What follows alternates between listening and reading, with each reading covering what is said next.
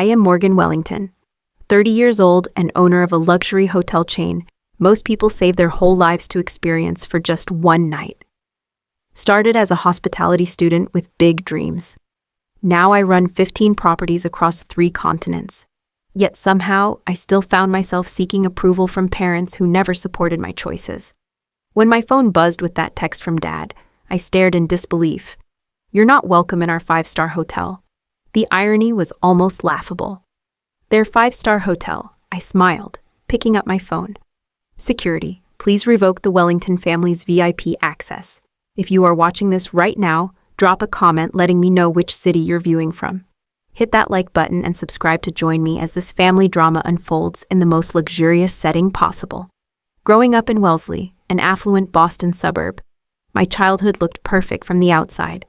Our colonial-style house with its manicured lawn and my parents, Harold and Diana Wellington, were the picture of upper-middle-class success. Dad built his reputation as one of Boston's most sought-after corporate attorneys, while Mom maintained our family's social standing in the community, hosting charity galas and sitting on boards of various cultural institutions. From an early age, I understood that in the Wellington, household status and reputation were everything. Law, medicine, finance. These were the only career paths worthy of consideration. Hospitality, that was, as my father often dismissively put it, a servant's profession. My fascination with hotels began during our family vacations. While my parents worked with other successful couples by the pool, I would wander through grand lobbies, mesmerized by the orchestrated chaos that somehow resulted in perfect service. "Morgan, stop bothering the concierge with your questions," Mom would scold, pulling me away. "They're busy working," but I couldn't help myself. I collected hotel brochures, studied room layouts, and took notes about amenities. By 12, I could tell you the difference between a standard turn-down service and the elaborate rituals at 5-star properties. My room at home became an archive of hotel ephemera, key cards, branded pens, even those little shampoo bottles that housekeeping would give me when I asked politely. "This is just a phase," Dad would tell Mom when they thought I couldn't hear. "She will grow out of this nonsense and focus on something substantial."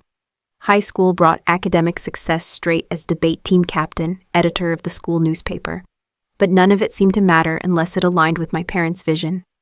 When I won a regional essay contest about innovation in the service industry, Dad barely looked up from his legal briefs. "That's nice, honey," he said. "But make sure you're focusing on your political science coursework. That will actually help you in law school." The real battle began during college application season. While my parents dropped not-so-subtle hints about Harvard, Yale, and Collier law programs, I secretly applied to the top hospitality management schools in the country. The acceptance letter from Cornell's hotel administration program arrived first. I still remember the weight of that envelope in my hands, how my fingers trembled as I opened it. This was my ticket to the future I actually wanted. When I showed my parents, the temperature in our living room dropped 20 degrees. "This is not what we discussed," Dad said, his voice dangerously quiet. "This is not the path for Wellington. It is the path for this Wellington," I replied, surprising even myself with my determination. The ultimatum came swiftly. Study their choice or pay my own way. I chose independence. Through student loans and working 3 part-time jobs, simultaneously front desk at a local hotel, waitressing on weekends, and tutoring wealthy kids in French, I put myself through one of the most prestigious hospitality programs in the world. Contact with my parents dwindled during those 4 years. Birthday calls lasted 5 minutes. Holiday visits became increasingly strained. When I graduated with honors, my parents were noticeably absent. They had chosen to attend my brother Thomas's law school graduation ceremony that happened to fall on the same weekend. "We are sure you understand," Mom said over the phone. "This is such an important milestone for him." The message was clear. His accomplishment mattered more. That day, something shifted inside me as I sat alone after the ceremony, watching other graduates celebrate with their families. I made a silent promise to myself that one day they would regret underestimating me. Little did I know how prophetic that thought would become, or how much emotional distance would grow between us over the years to come.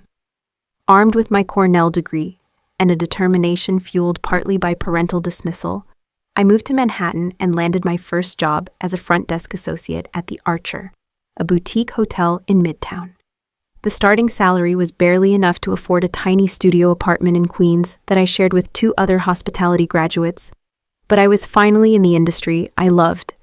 I worked ridiculous hours volunteering for overnight shifts, covering for sick colleagues, and studying every aspect of the operation. Sleep became a luxury I rarely afforded myself. When other associates complained about demanding guests, I saw each difficult interaction as an opportunity to prove my problem-solving abilities. 6 months in, a guest had a complete meltdown over a room assignment. As he bred my colleague, I stepped in with a solution that not only calmed him down, but turned him into a loyal patron. What I did not realize was that Catherine Reynolds, the regional director for Pinnacle Hotels, who happened to be in the lobby, witnessed the entire exchange. "You handled that with exceptional grace," she said, approaching the desk after the guest departed. "What is your name?" That chance encounter changed everything. Catherine became my mentor, recognizing something in me that even I had not fully understood yet. She began inviting me to observe management meetings and soliciting my input on guest experience improvements. When a massive booking system failure left the hotel overbooked by 30 rooms during Fashion Week, I stayed up all night calling partner properties and arranging transportation for displaced guests. The next morning, Catherine promoted me to assistant manager. I called my parents, hoping that this first significant promotion might finally earn some recognition. "Assistant manager," Dad chuckled. "So, you are still playing hotelier. When are you going to get serious about your future, Morgan?" I hung up and cried in the supply closet for 10 minutes. Then I washed my face, reapplied my makeup, and returned to the floor with a smile. Their approval no longer mattered. I told myself it was a lie, but a necessary one. Catherine continued giving me special projects, challenging me beyond my job description. When Pinnacle's Chicago property began struggling with occupancy rates, she suggested I temporarily relocate to help turn it around. "This could make or break your career trajectory," she warned. "The team there is resistant to change, and the market is highly competitive." "When do I start?" I asked without hesitation. My parents predictably thought I was making another mistake. Jumping from job to job shows instability. Mom lectured during one of our increasingly rare phone calls. No one wants to hire someone who cannot commit. In Chicago, I developed an innovative marketing campaign targeting young professionals and tech company. Travelers redesigned the food and beverage program and implemented new training protocols for staff. Within 9 months, our occupancy increased by 40%, and revenue per available room shot up to lead the market. The property went from Pinnacle's problem child to its most improved location nationally.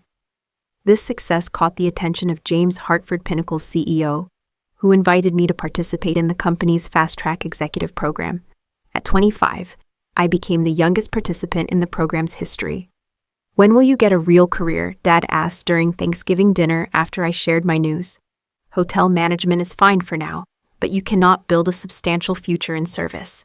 I stopped sharing my professional achievements with them after that night.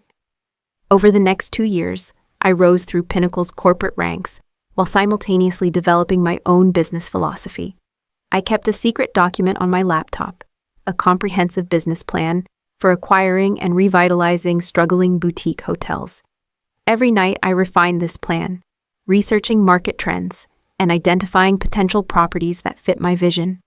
When Catherine introduced me to a group of investors who had been impressed by my work at Pinnacle, I was ready. My presentation was polished from countless practice sessions in front of my bathroom mirror. To my astonishment, they agreed to back my venture. At 27, I signed papers for my first property, a once grand hotel in Providence that had fallen into disrepair and financial trouble. Taking on that level of debt was terrifying. I would wake up at 3 o'clock in the morning, heart pounding, wondering if I had made a catastrophic mistake. But during daylight hours, confidence returned.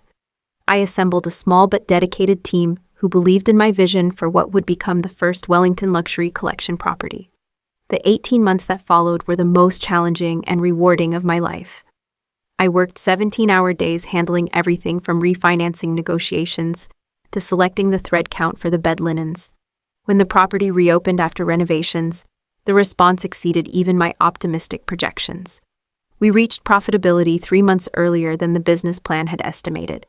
Success bred success. With the Providence property generating positive cash flow and excellent press, securing funding for a second location became easier. A third followed 14 months later. The Wellington Luxury Collection was becoming a recognized name in the industry, known for personalized service and thoughtfully designed spaces that respected each property's unique character and history. At 29, I received the Rising Star in Hospitality Award at a major industry conference. For the first time in years, my parents attended an event related to my career. I spotted them in the back of the ballroom looking uncomfortable and out of place among the hospitality executives. "We are proud of you," Mom said afterward, air kissing near my cheek. "Though I still wonder when you will find time to settle down with all this hotel business keeping you busy." Dad examined his watch repeatedly during the reception, making it clear he had more important places to be. The speech was nice, very enthusiastic. "Is there much money in all this?" That brief reconciliation attempt only reinforced the distance between us. They still did not see the value in what I had built, viewing it as some extended phase rather than the empire it was rapidly becoming. When James Hartford announced his retirement the following year, Pinnacle Hotels found itself in a vulnerable position. Using every business connection I had made and leveraging the success of the Wellington brand, I secured financing for what seemed impossible, acquiring the entire Pinnacle portfolio. The business press called it the hospitality coup of the decade. At 30, I rebranded the entire operation as Wellington Luxury Properties, suddenly finding myself at the helm of 15 hotels across 3 continents with over 3,000 employees. Throughout all this growth and success, my parents remained almost willfully unaware of the scale of my achievements. Despite occasional press coverage and industry recognition, they continued to speak of my career as if I were some kind of manager, rather than the owner and CEO of a rapidly expanding luxury brand. I stopped trying to make them understand. Instead, I channeled all my energy into building something undeniable. Each new property received my obsessive attention. I personally designed the penthouses, selected the signature scents for the lobbies, and trained management on the Wellington service standards that were becoming legendary among discerning travelers. My executive team became the family that supported and celebrated my vision. Catherine, who had left Pinnacle to join my company as Chief Operating Officer, provided the maternal guidance I no longer received from Diana Wellington. When Thomas made partner at his law firm, my parents threw an elaborate celebration. My invitation apparently got lost in the mail. I learned about the event from a cousin's social media post. The hurt was profound, but by then I had become expert at transforming emotional pain into professional drive. I buried myself in work expanding Wellington's footprint and reputation. Industry accolades poured in, but the personal emptiness remained. The irony wasn't lost on me. I owned properties where families gathered to celebrate special moments together, while my own family relationships withered from neglect and misunderstanding. Walking through my hotels, I would sometimes pause to watch multi-generational families laughing together over dinner, or parents proudly celebrating their children's accomplishments in our event spaces. These moments would trigger a hollow ache in my chest, a reminder of what success could not buy. By my 30th birthday, Wellington Luxury Properties had become synonymous with exceptional experiences for the discerning traveler. Our properties regularly topped world's best lists, and our loyalty program members included celebrities, royalty, and business elite. The Wellington name, once associated only with my father's legal reputation in Boston, now appeared on buildings in New York, San Francisco, London, Singapore, and beyond. I celebrated this milestone birthday alone in my New York penthouse, overlooking Central Park from 40 floors up. The view was spectacular, the champagne perfectly chilled, but the achievement felt hollow without anyone who truly understood the journey to share it with. My phone contained congratulatory messages from my executive team, industry colleagues, and even former professors from Cornell, but nothing from my family. I told myself it did not matter. Another necessary lie. The emotional wall between us had grown so high that even basic communication had become performative and empty. Monthly calls lasted barely 5 minutes, focused on weather and surface-level pleasantries. They knew better than to ask about the hotel work, and I knew better than to volunteer information they would only diminish. My brother Thomas called occasionally, usually when he needed hotel recommendations for clients. He seemed genuinely oblivious to the fact that I owned the very properties he was inquiring about. I would listen to him name-drop connections who could get him a good rate at Wellington properties, never revealing that a single call to me would have resulted in a complimentary stay. "The Wellington in Chicago is supposedly excellent," he once said. "Do you know anyone who works there who could help me arrange something special for an important client?" "I might know someone," I replied, fighting back inappropriate laughter. The next day, I had the general manager personally upgrade Thomas's client to the presidential suite and provide VIP treatment throughout their stay. Thomas later bragged about his industry connections during a family dinner I did not attend. This disconnect extended to every aspect of my relationship with my family.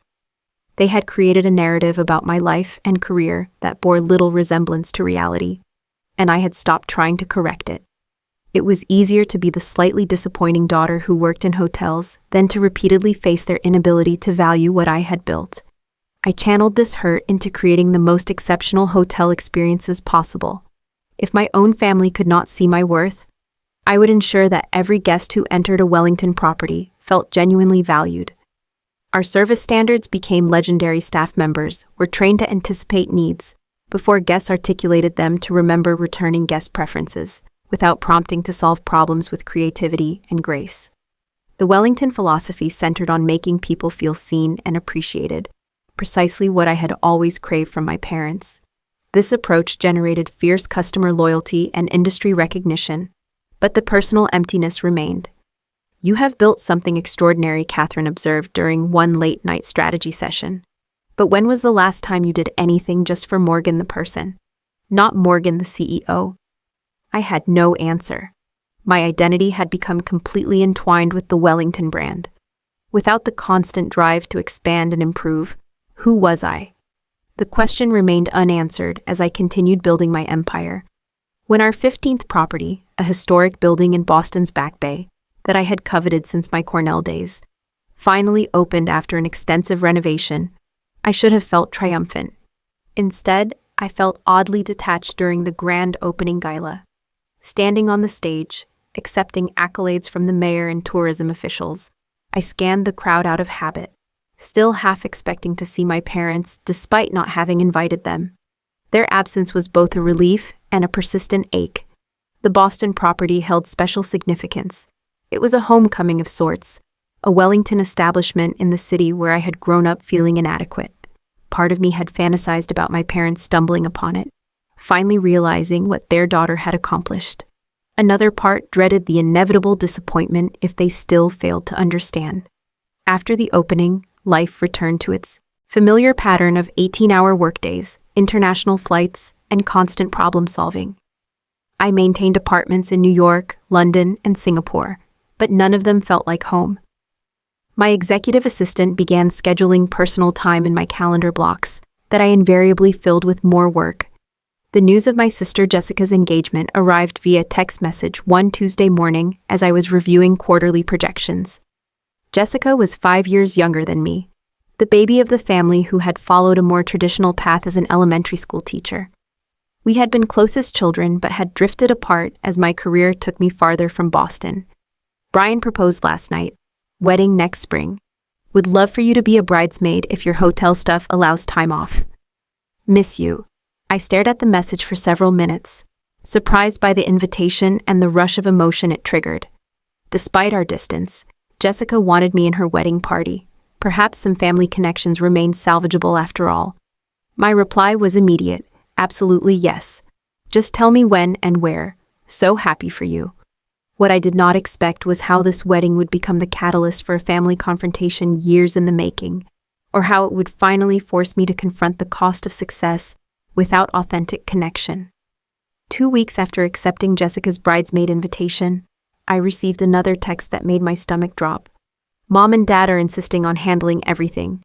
They have already booked the Wellington in Boston for the ceremony and reception. Ironic, right? Some fancy hotel with your name. Weird coincidence.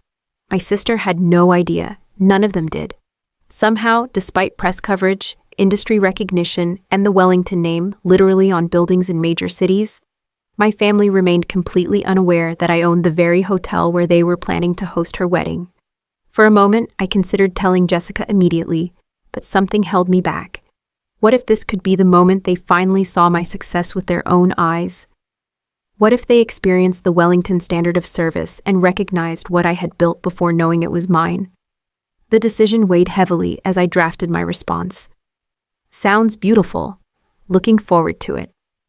This choice set in motion a series of events I could never have anticipated. Within days, the booking notification appeared in our system. Wellington Family Wedding Boston Property Spring 2023. As the owner, I received automatic alerts for high-value bookings across all properties, and my family's event qualified due to the extensive room block and full ballroom rental. I called Marcus Jenkins, the general manager in Boston, to discuss the situation. Your family is booking our property, and they do not know you own it, he clarified, understandably confused. Correct. And I would like to keep it that way for now. May I ask why, Miss Wellington? A fair question without a simple answer. I just need to handle this in my own way. Please ensure they receive impeccable service, but do not reveal my connection to the property. Marcus, consummate professional that he was, simply replied, Of course, consider it handled. For the next month, I received updates about the wedding planning process. My parents toured the property, met with the events team, and began making arrangements, all while having no idea their daughter was the owner, signing off on every decision. The first in-person encounter came during the initial venue tour. I watched through security cameras from the management office as my family entered the lobby. Jessica looked radiant with excitement, while her fiancé Brian seemed appropriately impressed by the grandeur of the space. My parents, however, immediately began examining everything with critical eyes. The lobby seemed smaller than it appeared online. My mother commented to the events coordinator, a talented woman named Alicia, whom I had personally hired. The floral arrangements are a bit ostentatious, my father added, gesturing toward the signature Wellington display of fresh orchids and roses that I refreshed weekly with selections from local florists. I watched Alicia maintain her professional composure as she guided them through the property, explaining the amenities and services available for wedding parties. When they reached the grand ballroom, a space I had personally overseen the restoration of, preserving its 19th century architectural details, while adding modern lighting and acoustic enhancements, my father immediately began negotiating. This standard package will not do for our daughter, he insisted. We expect significant upgrades given the size of our booking. Alicia glanced momentarily toward the camera, knowing I was watching. I sent her a quick text. Offer Wellington celebration package at standard rate. This package, normally reserved for our most elite clients, and priced accordingly, included numerous luxury enhancements. Offering it at the standard rate was unprecedented, but I wanted Jessica to have the perfect wedding despite my parents' behavior. As the planning progressed, my parents' demands escalated.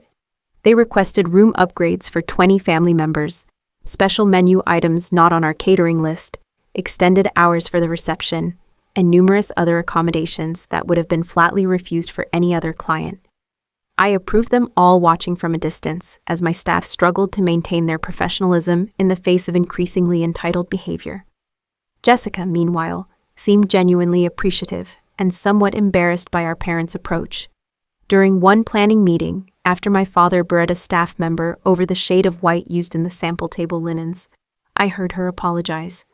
I am so sorry about my dad, she told Alicia when our parents stepped away. This means a lot to them, but they are being ridiculous. No apology necessary, Alicia assured her with the genuine warmth that made her excellent at her job. We want your day to be perfect.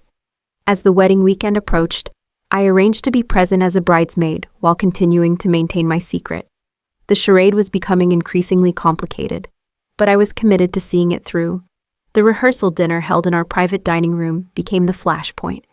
My father had selected an expensive wine that was served at precisely the wrong temperature. His reaction was immediate and disproportionate. This is completely unacceptable, he shouted at Ryan, our 23-year-old sommelier, who had recently completed his certification. For what we are paying, I expect perfection.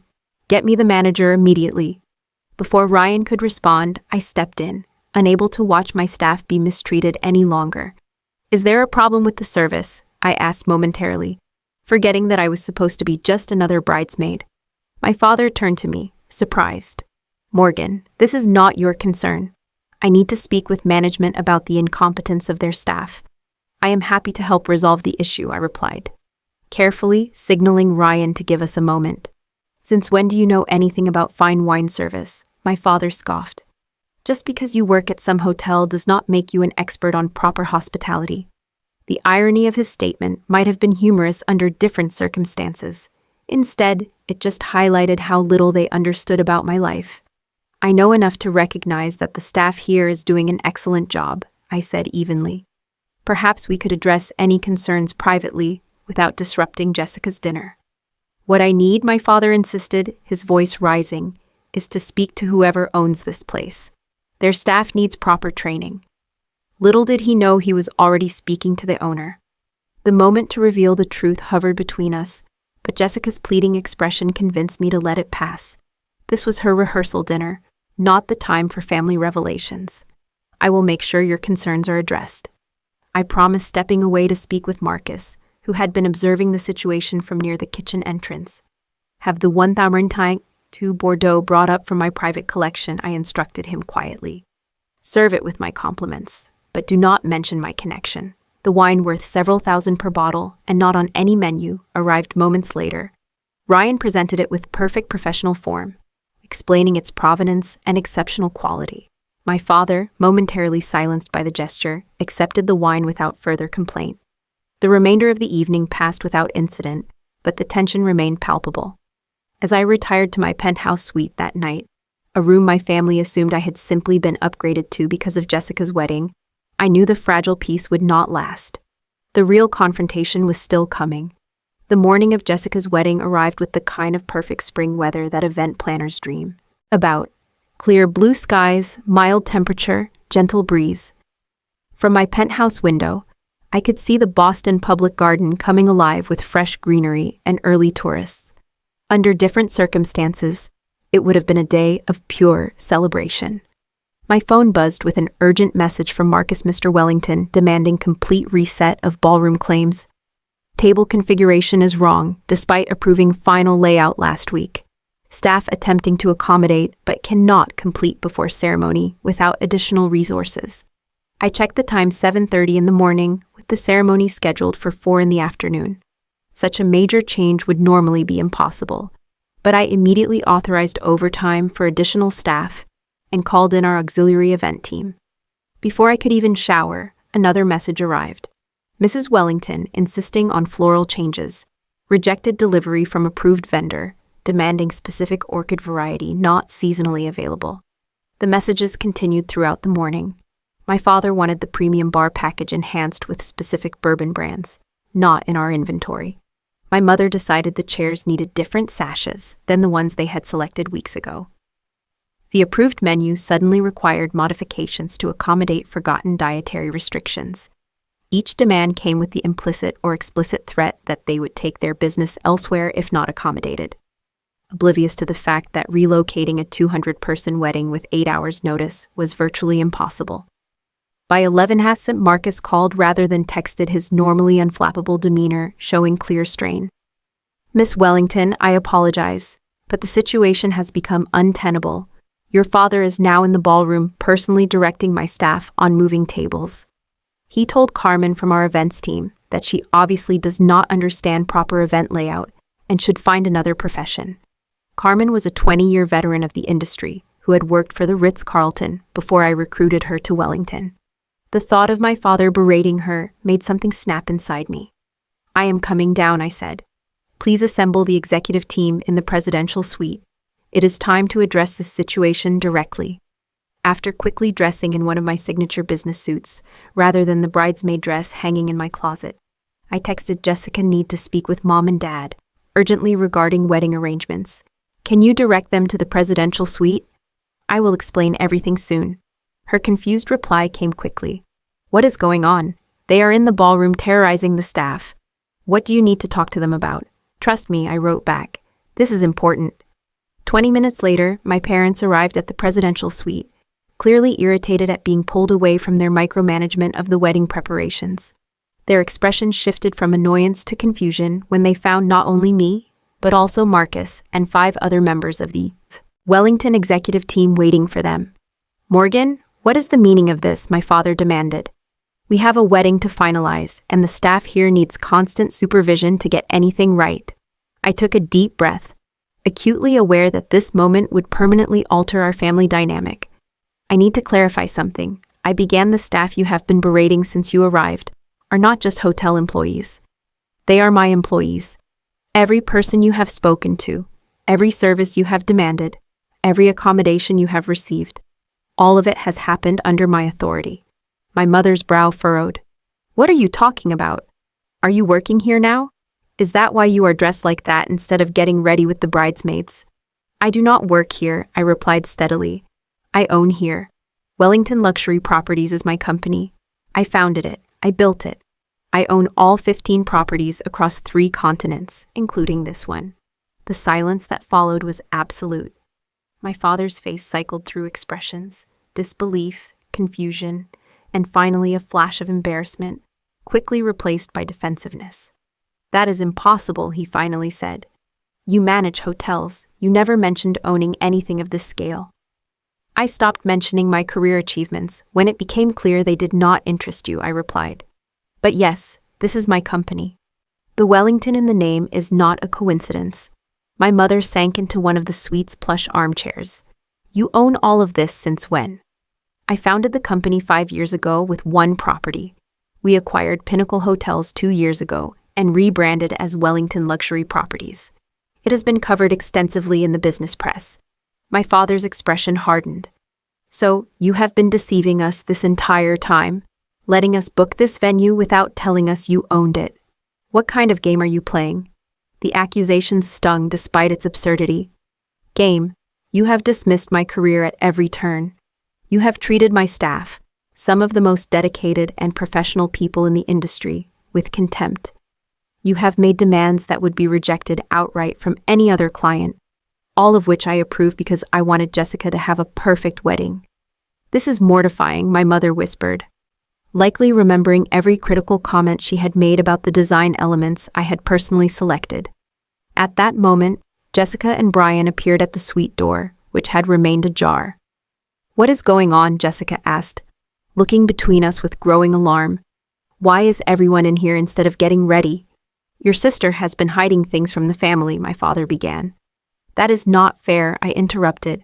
"I have never hidden anything. You simply never asked, never showed interest. Do you know how many interviews I have given about building this company? How many industry awards ceremonies I have attended alone? Because my own family could not be bothered to show up." Jessica's eyes widened. "Wait, you own this hotel? The Wellington is your company. Why did you never say anything?" "Would it have mattered?" I asked softly. "When has anything I have accomplished ever been enough?" My father dismissed this with a wave. "This is hardly the time for your theatrics, Morgan. We have a wedding to finish arranging, and now we discover our own daughter has been watching us like some kind of spy in her hotel." 3,000 employees, I said, my voice rising despite my efforts to remain calm. 15 properties, a company valued at $1.2 billion. I built all of this while you were telling everyone I had a cute little job in hotel management. The numbers finally seemed to penetrate. My father fell silent, actually taking in the information for the first time. After a long pause, he asked, "Why did you not tell us the company had grown to this extent? As family, we should have been informed about such developments." His question missed the point so dramatically that I almost laughed. "Informed as family? When exactly have you treated me as family, Dad? Was it when you refused to help with college because I chose hospitality instead of law? Or when you skipped my graduation? Or maybe when you forgot to invite me to Thomas's partner celebration?" "We have always supported you," my mother protested weakly. "No," I replied firmly. "You have always tolerated me. There is a difference." Jessica moved to my side, taking my hand. "Morgan, I had no idea about any of this. Why did you keep it from me too?" It was easier than constantly explaining why our parents could not acknowledge my success, I admitted. "I am sorry for not telling you." My father, rather than processing the emotional significance of the moment, shifted immediately to practical considerations. Well, now that we know about this connection, I assume the family will receive appropriate discounts for future stays. We have been paying full price all this time when we could have been getting family rates. That question, so perfectly encapsulating his inability to see beyond himself, was the final straw. "This is what you take from this moment?" I asked incredulously. "Not pride in what your daughter has built, not regret for how you have treated her staff, just concern about whether you have been getting the best possible price." Brian, who had remained silent until now, gently suggested, "Perhaps we should consider moving the wedding to another venue. This seems like a complicated situation, and we do not want family tension to overshadow the day." My father seized on this immediately. Yes, that might be best. We would not want to impose on Morgan's business. His tone made the statement an insult rather than a consideration. "The contract has been signed," I pointed out. "Everything is prepared. Moving now would be logistically impossible. Then we will simply proceed as clients rather than family." My father declared coldly, "Since that appears to be how you prefer to arrange matters." With that, he took out his phone and typed something. Seconds later, my own phone buzzed with a message. I looked down to read, "You're not welcome in our 5-star hotel. Your presence would make the family uncomfortable at Jessica's wedding. Please respect our wishes as clients." The breathtaking audacity of the text claiming ownership of my hotel while banning me from my sister's wedding left me momentarily speechless. When I found my voice, it was perfectly steady. "Marcus, please escort Mr. and Mrs. Wellington back to their suite. Jessica, I am so sorry this is happening on your wedding day. I would never want to ruin this for you. Morgan, please?" Jessica began, tears forming in her eyes. "It is all right," I assured her. "Your day should be perfect." As my parents were led from the room, I picked up my phone and typed a message to our head of security. "Please revoke the Wellington family's VIP access effective midnight tonight. Standard guest protocols only." The wedding proceeded without me. I watched from security feeds in my office as Jessica, beautiful but visibly distressed, exchanged vows with Brian. I watched my parents accept congratulations from guests presenting themselves as the proud family, while I sat alone in my tower above them.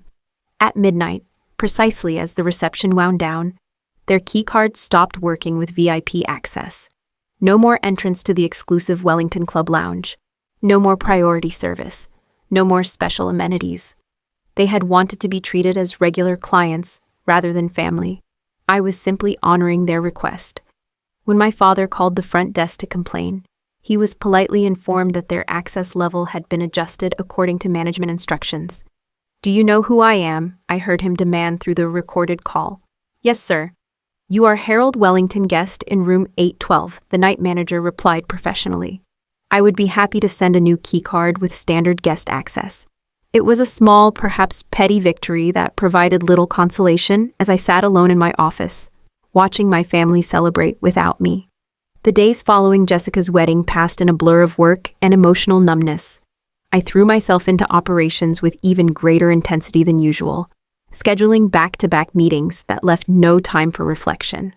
My executive team exchanged concerned glances, but knew better than to mention the wedding or my family.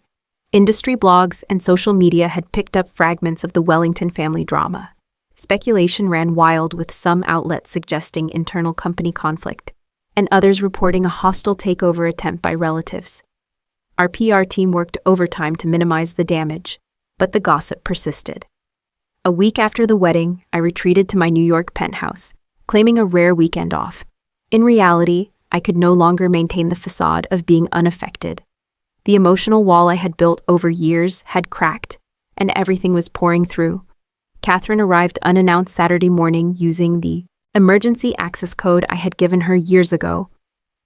"You are not answering calls or emails," she said, finding me still in pajamas at 11 pots in the morning, surrounded by takeout containers and spreadsheets. "The team is worried." "I am fine," I insisted automatically, just catching up on quarterly projections. Catherine, who had known me since I was a front desk associate handling irate guests with perfect composure, simply raised an eyebrow. "Morgan, I have watched you build an empire by transforming pain into ambition. But eventually, the pain needs to be addressed directly. What would you suggest? I asked, aiming for sarcasm, but hearing the vulnerability in my voice instead. Family therapy. Somehow, I do not think the Wellingtons are candidates for group healing. Catherine sat beside me on the sofa, gently closing my laptop. This has never been about them. This is about you, what you need, what you have been seeking through all this success. I built this company because I believe in exceptional hospitality, I protested. You built this company to prove your worth to people who were never going to see it, she countered gently.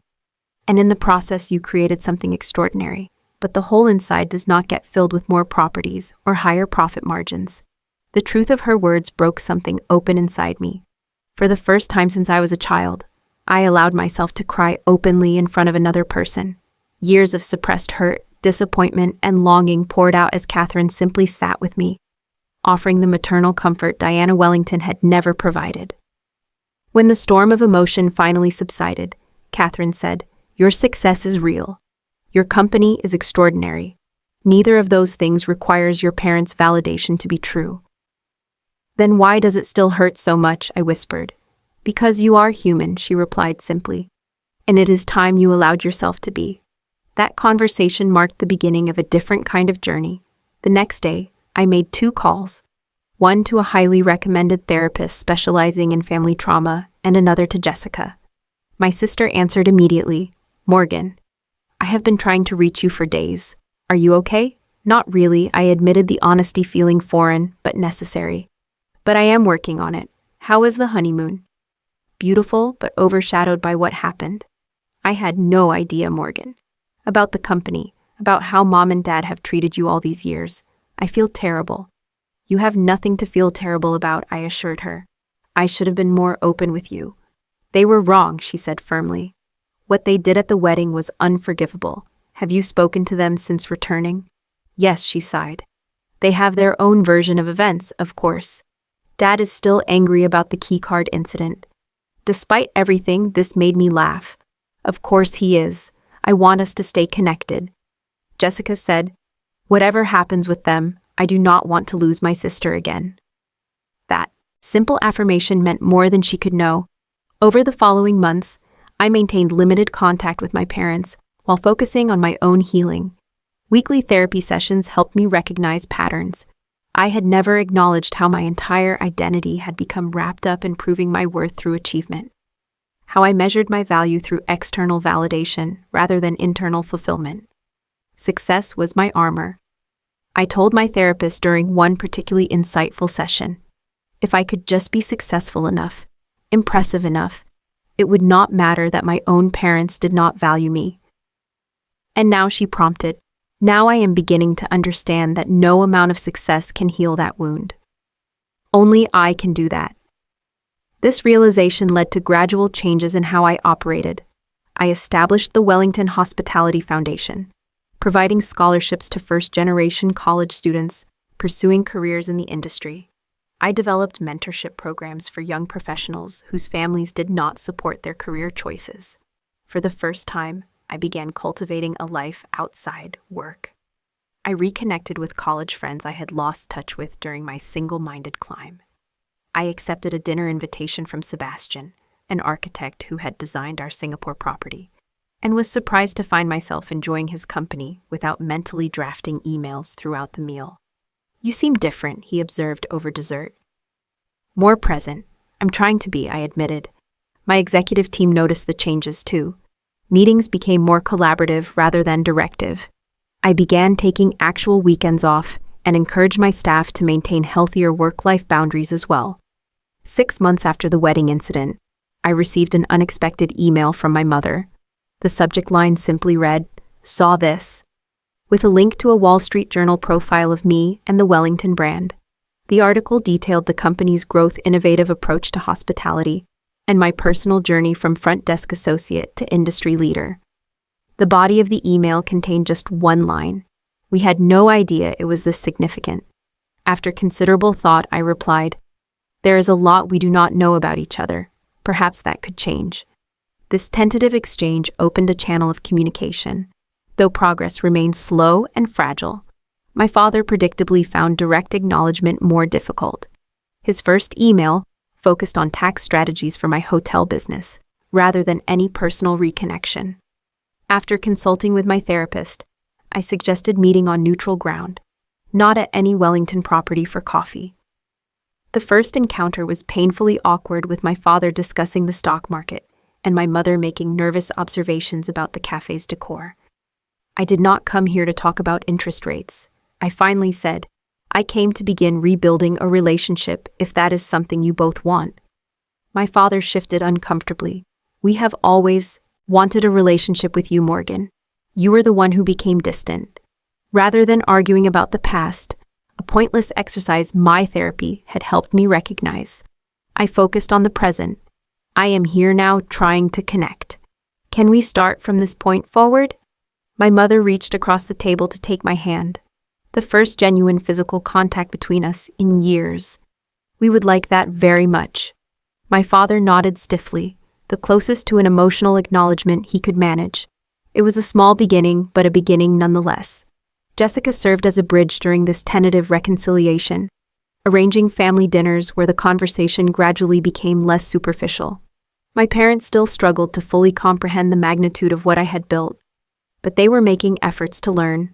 Thomas says, "Your Boston property is considered the best in the city," my father mentioned, during one dinner, his version of a compliment.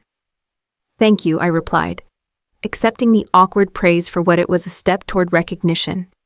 Tall, I continued building both my company and my sense of self beyond professional achievement.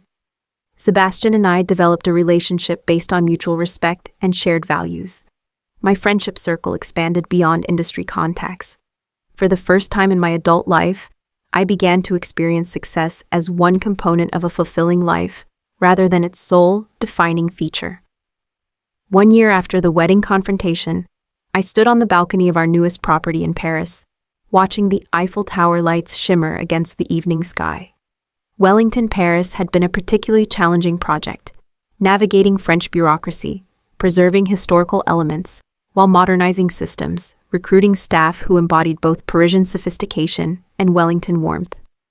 Yet for the first time, I had approached a property opening with a sense of balance. I had delegated, appropriately trusted my team, and even managed to sleep regular hours throughout the process. The result was no less exceptional for having been achieved with less personal martyrdom. Sebastian joined me on the balcony, wrapping his arm around my waist. "Congratulations," he said, kissing my temple. "It is magnificent."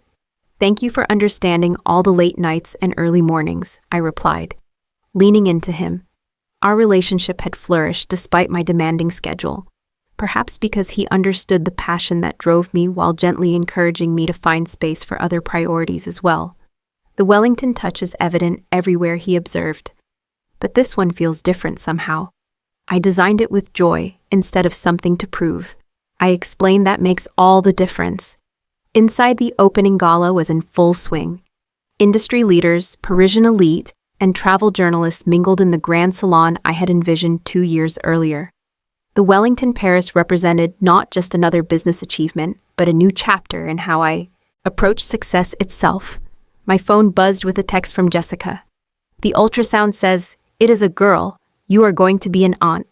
Cannot wait for you to meet her in 4 months." The news brought immediate tears to my eyes.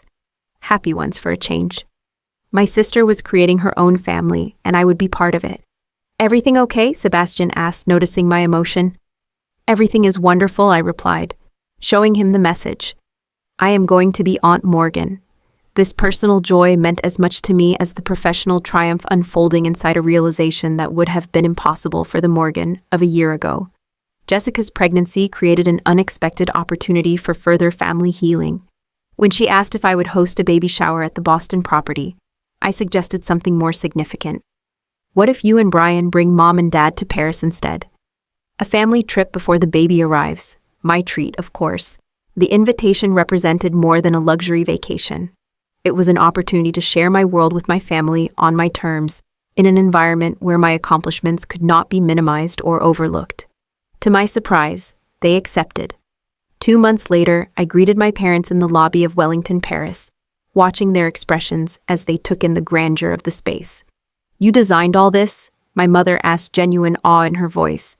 as she admired the custom chandeliers and meticulously restored moldings. Every detail, I confirmed.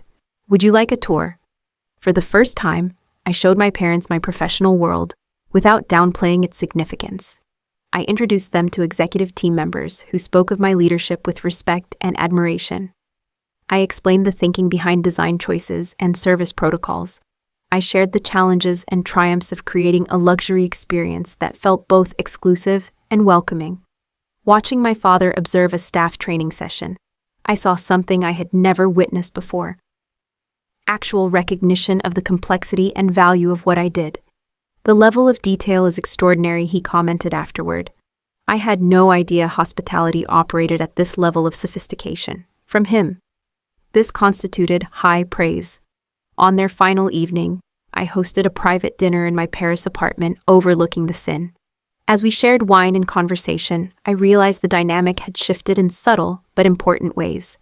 They were seeing me, truly seeing me perhaps for the first time. What you have built is remarkable, Morgan, my father said as we lingered over dessert. I did not fully understand until seeing it firsthand. That means a lot to me, I replied, honestly. We should have supported your choices from the beginning, my mother added, reaching for my hand. I am sorry we did not. The acknowledgement so long awaited felt both satisfying and strangely less necessary than it once would have been. I had found my own validation in the interim. We can only move forward, I said, squeezing her hand in return. Back in New York 2 weeks later, I launched a new initiative, a mentorship and support program, specifically designed for young entrepreneurs whose families did not support their vision. Using my own experience as a foundation, I created resources I wished had been available during my early career struggles. Success without support is possible, I told the first cohort of participants. But having a community that believes in you makes the journey less lonely. Through helping others navigate similar challenges, I found additional healing for my own wounds. Each young person who flourished despite family skepticism reinforced the lesson I had learned through such difficulty. External validation is never a substitute for believing in yourself. 3 months later, I hosted a major industry conference at our Boston property, the site of the previous year's painful confrontation. My family attended the opening reception, including Jessica with her newborn daughter, Lily. Watching my parents proudly introduce themselves as Morgan's family to industry colleagues created a sense of closure I had not expected to find. Later that evening in my office overlooking Boston Harbor, I received a text from my father. The keynote was excellent. Your points about authentic luxury resonated with everyone. Proud of what you have accomplished. I smiled at the message. Not because I needed his approval, but because it represented growth on both our parts. My success no longer hinged on their recognition, and they were finally able to see the value in the path I had chosen. Turning to look out at the city lights reflecting on the water, I felt a profound sense of contentment. The journey had been far from easy, but it had led me to a place of genuine peace, success defined on my own terms, relationships based on authentic connection rather than obligation, and the freedom that comes from writing your own story instead of conforming to someone else's expectations. What is your experience with family members who dismissed your dreams? Have you ever had to prove yourself to people who should have believed in you from the start? Let me know in the comments below. If this story resonated with you, please like and subscribe to hear more journeys of resilience and self-discovery. Share with someone who might need encouragement to follow their own path, even when those closest to them do not understand. Thank you for listening to my story. Remember, sometimes the greatest triumph is not proving others wrong, but discovering you no longer need their approval to know your own worth.